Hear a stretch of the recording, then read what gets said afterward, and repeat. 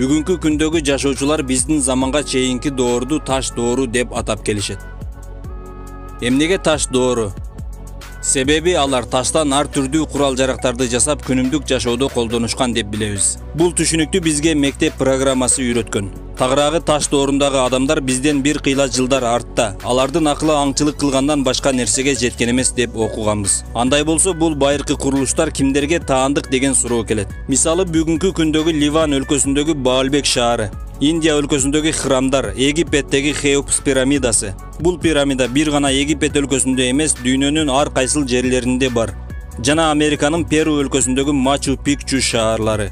Бул аталган аймактар чоң көлөмдүү монолит таштардан курулган курулуштар менен чектелбейт. Деңиз астындагы шаарлар, Антарктида аймагындагы пирамидалар жана Пасхи аралындагы айкелдер сыяктуу курулуштар кимдер тарабынан курулган окумуштууларды азыркы күнгө чейин туңгуюкка такап турат.